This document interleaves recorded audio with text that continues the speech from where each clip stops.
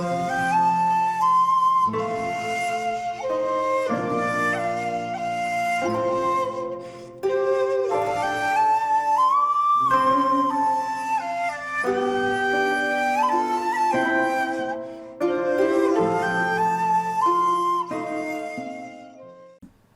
there, this is Socio-political from Socio-political Films, and welcome to part 16 of my Kaurismaki season.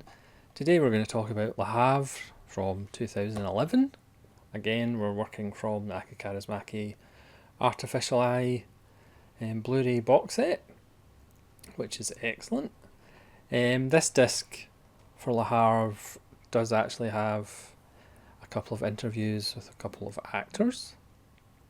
Like I said in the last episode, there's not a lot of extras on the box set, but you're just getting a ton of Kaurismaki films, which is very worth the price.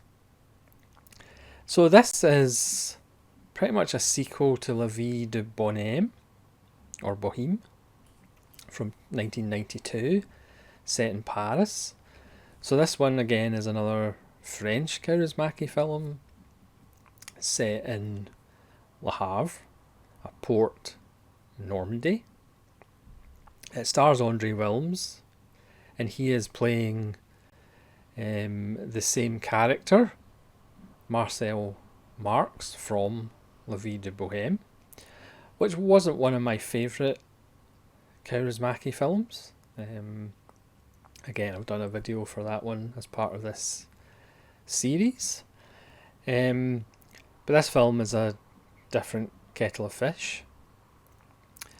This also stars Kati Outinen, who again has been a regular of Kaurismaki, and Marcel, who was a struggling artist in La Vie de Boheme, is now a shoeshine artist, trying to eke out a living. We're introduced to him with his friend, who's a Vietnamese shoeshiner, and they're waiting outside the station. And a man comes who'll be a familiar face from Lights in the Dusk. He's got a briefcase and he's handcuffed to the briefcase. There's a couple of shady characters, and you think this will be a plot of the film, but he walks off after Marcel has shined his shoes, and we hear shots fired, and that's our introduction to Marcel. He lives with his wife, played by Kati Outinen, Arlette, who supports him. I mean, at one point she says he's just like a big child. They have a wonderful dog, Laika, a tremendous performance by a dog again in the film. And we then cut to, it's a port town, so the shipping containers, and there is a bunch of refugees from Africa, from Gabon, found in these shipping containers. And we're introduced to a police detective who's all dressed in black. At one point there's a wonderful scene where he buys a pineapple. And a young boy, runs away from the scene. And as Marcel is having his lunch on a break between shoe shining, he notices this young boy in the water hiding from the authorities, and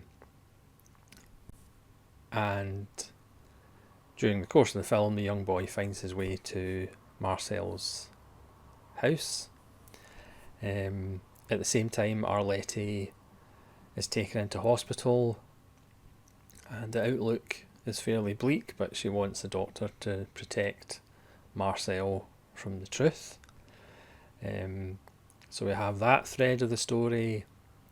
We also have the police detective looking for this boy to take him back to be deported or put in a refugee camp.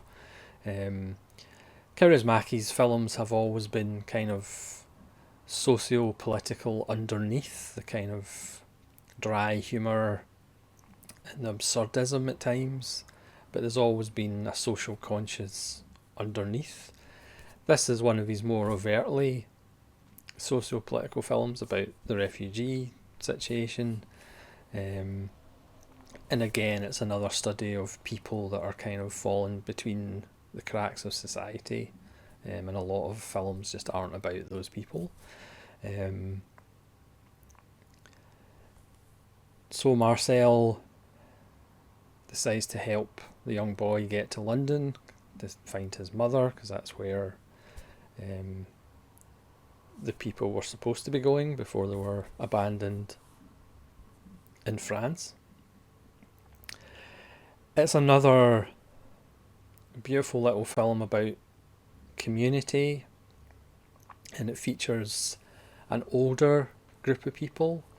He has a woman who runs a bar who he's friendly with. He has a woman who lets him borrow bread who he's friendly with. Again, it's a much more mature group of people. It's a much more mature film. Again, these last few have been somewhat of a more mature, reflective nature of Kaurismaki. It's a bit of a shock when you actually see Kati Outinen looking older, but of course she is older, but it's just because we followed her from like the Match Factory girl all the way through, and because we followed her, you are invested in her as an actor. So when she does get taken to hospital and she is given kind of a fairly bleak outlook, it does actually emotionally resonate with you more, I think, than if you were just watching the film in a vacuum. It's the same effect when I found out that Matti Pellenpää had died in real life, who again was pretty much in all of Kaurismaki films.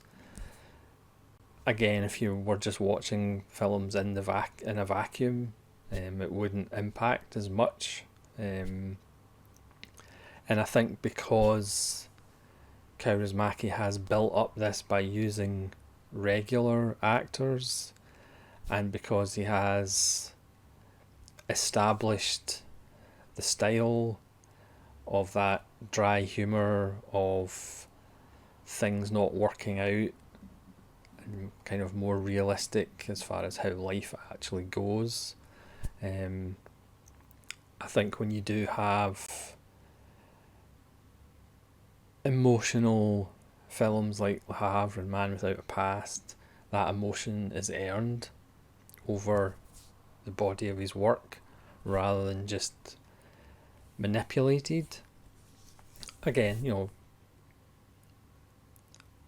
under the stewardship of a different director, obviously there'd be different music choices. Again, it's a lot more just the standard Kaurismaki use of rock and roll. There's a charity concert raised featuring Little Bob, who's a curious little character. Again, that's just rock and roll music, whereas other directors would use certain musical cues to elicit emotional responses, but Kaurismaki's never done that throughout his entire career, and he doesn't do it in this film either.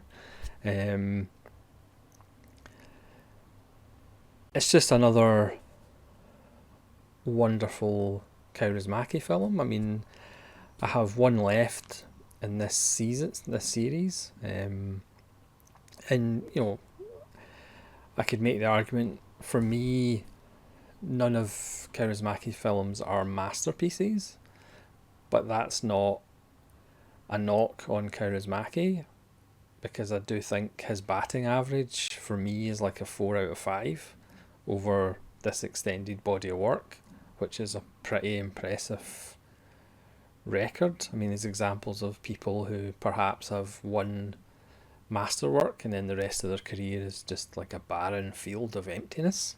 So to have such a high quality of output,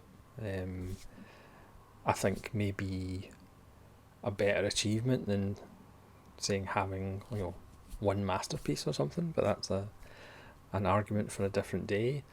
Because it is a much more mature group of people, you do feel the reality of it. You do feel these are characters who have lived a life.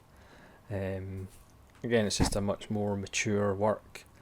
Like I say, it is another example of late Kaurismaki opening up a bit. Instead of being films about individuals, these are films about community and how a community comes together to help each other out.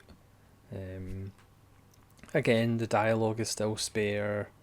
Again, you still have some wonderful dry humour. But again, it's a much more worldly wise Kaurismaki. It's a much more mature Kaurismaki, even though there's obviously nothing wrong with the Leningrad Cowboys. Those films are a lot of fun. But it's just interesting. That's one of the reasons why I like doing these series on directors and looking at their body of work. Granted, some of them take me far too long to do, but because you kind of see as the director gets older, attitudes to things change. It's just interesting to see the arc of an artist. That's why in music I tend to be a completist and get a band's all their albums, and you get to see the arc of their career, whether that's a good thing or a bad thing. It's just another wonderful Kaurismaki film. Kati Outinen is wonderful in a difficult part. Audrey Wilms is really good. Everybody is. It's just another wonderful Kaurismaki film. Again, there's not a lot more you can say. It's just really good. I think this was nominated for a foreign language film Oscar, whatever that means. That doesn't really mean much, but it's another wonderful, quiet, mature film from Kaurismaki. I have my views about the ending, and I'm sure if people have seen it, they'll have their views about the ending as well. I think it is meant to be a kind of modern fairy tale to some extent, but I'll leave it up to you to decide on the ending and how the ending goes in relation to some of his other films. So thanks very much for watching. Please leave comments below if you've seen Le Havre and what you think of it and where it ranks in his body of work. And hopefully you'll join me again for the final part of this Aki Kaurismaki season, where I will be reviewing the last film and just kind of giving an overview of these films that I've watched and what I think of Kaurismaki in general, even though I've kind of told you that already in this video. Anyway, so please leave comments below, and hopefully you'll join me again for the final part. As I say, this is Solitary Ronin from Solitary Ronin Films, saying farewell.